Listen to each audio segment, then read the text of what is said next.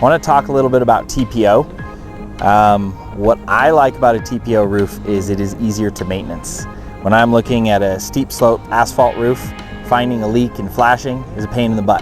When I'm looking at a metal roof, it's near impossible, depending on how big it is and how low slope it is, to find a leak. Even in production, a TPO roof, we're moving big materials around, setting things down, we can do a little bit of damage. But on this production, you can see I've got a little bit of damage right here.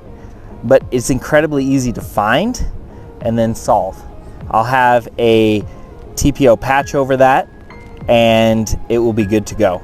It just allows me the visibility to find and maintenance and keep a roof dry for a customer.